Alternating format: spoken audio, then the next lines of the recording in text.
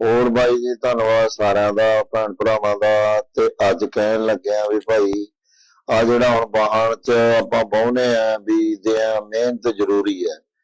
ਮਿਹਨਤ ਨਾਲ ਹੀ ਹੈ। ਜੇ ਹੁਣ ਬੱਲਾਂ ਮਰ ਗਈਆਂ, ਜੇ ਆਪਾਂ ਮਨ ਸਿੱਟ ਕੇ ਬਹਿਈਏ ਭਾਈ ਵੀ ਬੱਲਾਂ ਮਰ ਗਿਆ ਯਾਰ ਹੁਣ ਕੀ ਕਰੀਏ, ਖਰਚਾ ਕਰਿਆ ਸੀ, ਚਲੋ ਕੋਈ ਗੱਲ ਨਹੀਂ, ਸਿਰ ਪੈ ਗਿਆ, ਪਰ ਉਹ ਗੱਲ ਨਹੀਂ। ਚਲੋ ਠੀਕ ਹੈ ਵੀ ਮਨ ਦੁਖੀ ਹੋਇਆ ਵੀ ਆਪਾਂ ਕੰਮ ਨਹੀਂ ਛੱਡ ਸਕਦੇ, ਕੰਮ ਆਪਾਂ ਨਵੇਂ ਸਿਰੋਂ ਫੇਰ ਲਾਤੀਆਂ ਬੱਲਾਂ।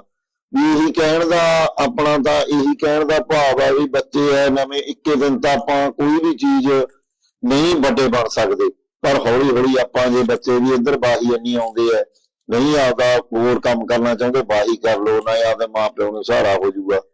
ਤੇ ਇਹ ਗੱਲ ਕਹਿੰਦੇ ਆ ਵੀ ਸਾਰੇ ਜਾਣੇ ਭਾਈ ਮਿਹਨਤ ਕਰਿਆ ਕਰੋ ਤੇ ਆਪਦਾ ਕਰਕੇ ਖਾਓ ਬਾਈ, ਦਿੱਕਤ ਨਾ ਮੰਨਿਆ ਕਰੋ। ਐਤੀ ਨਹੀਂ ਬਚਿਆ ਤਾਂ ਗਾਂ ਵਾਲੀ ਵਾਰੀ ਆਪਾਂ ਨੂੰ ਜ਼ਰੂਰ ਰੱਬ 2 ਰੁਪਏ ਦੇਊਗਾ, ਕੋਈ ਦਿੱਕਤ ਨਾ ਮੰਨਿਆ ਕਰੋ, ਕੰਮ ਨਾ ਛੱਡੋ। ਧੰਨਵਾਦ ਸਾਰਾ।